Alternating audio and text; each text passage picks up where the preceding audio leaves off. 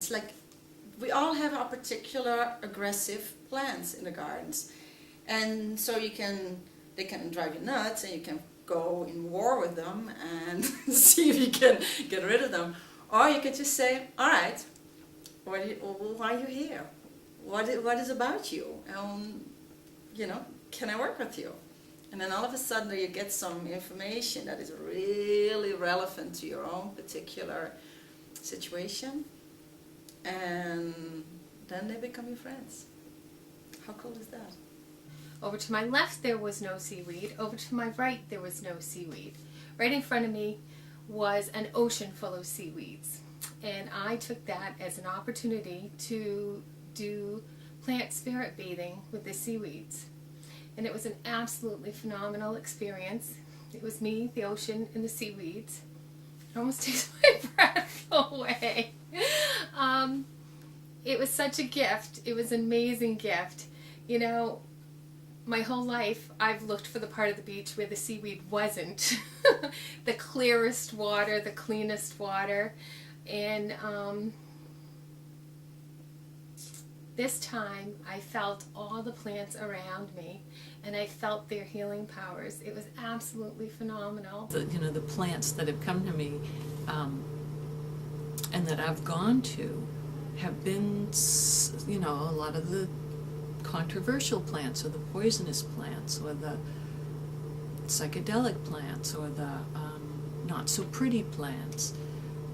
And they're my strongest buddies, like my homegirls, One of the plants that we worked with primarily during the course was sacred basil, Tulsi, which has a beautiful light purple flower and this incredible smell, and is very effective for working on the soul level with soul contracts and soul retrievals.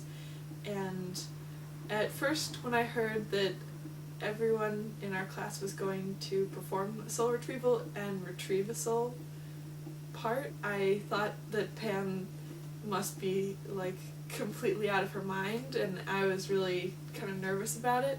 Another way that we interacted with them or got to know them was through shamanic journey, where Pam would beat a drum and we would be lying down with our eyes closed.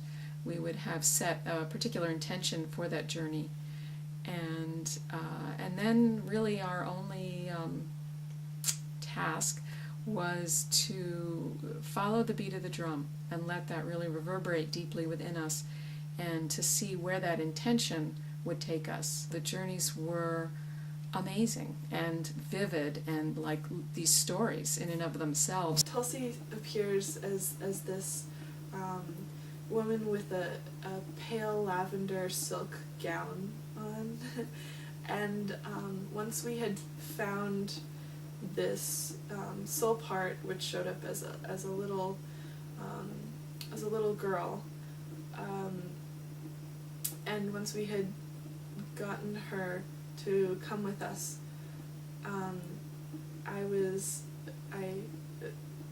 let her ride piggyback on a falcon that was my spirit guide, and that little girl let out like this shriek of joy when we like swooped out of this dark, scary dungeon into like bright daylight, and it was one of the coolest feelings because I knew it was her being excited about flying. I did a ritual with chicory the other week, and did a shamanic journey. Saw this spirit that I didn't recognize, this gray silhouette male figure I didn't recognize, and the journey ended. We came back, talked to the shaman and so forth about what it all meant, and I said, I just saw this spirit I didn't recognize. Boom, that was it. Then we did another ceremony. He said, okay, the next journey that you do is to get clarification on your first journey. So I went back, and that time I connected with chicory, which is a very important plant for me. And in the process that I was talking to chicory, and I got confused, and I thought chicory was telling me that the spirit that I'd seen in the other ceremony was chicory, and chicory said, no, that's not Because I said to Chicory, I said, how can that be you? Because that's a male spirit, and you're not a male, you're a female. How is that you? And she said to me, that's not me, that's you. You need to get to know yourself better. It really sort of brought home to me, like, what was going on was actually happening. You know, I wasn't over-interpreting things.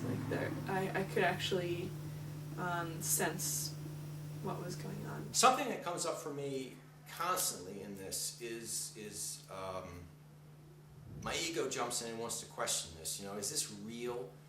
And so I have to sort of find a careful balance between my head and my heart. The brain functions in a linear fashion, you know, moving from point A to point B. That's how it functions. The heart is the primary organ of perception that can sense all of this probable reality that's here, both seen and unseen. When we go into our hearts, we give these positive impulses to the hearts, we release oxytocin, and we move into that place in which bonding can happen, bonding can occur. And we work with the plants in that state of bonding. It's like, the connection is made. It's like there's no separation between us and the plants. I mean, we are of the plants. We've evolved from the plants, and we go back into that state of our birthright, of being able to understand the language of the plants, to being able to understand what it means to be connected to the plants and to the earth and to all of nature. We were working with Rose one day, and most people view Rose as this very loving flower, love energy and whatnot. I experienced Rose as kind of like a non-loving kind of an experience. I had to really open myself up to experiencing Rose in a different way and really accepting the love that flower has to give.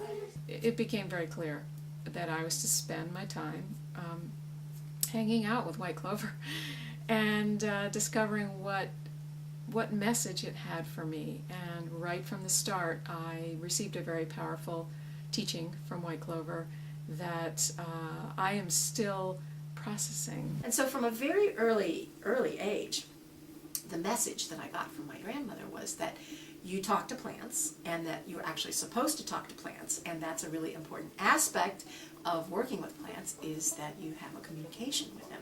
So I was never taught that you're crazy if you talk to plants. I was actually taught that that's what you're supposed to do.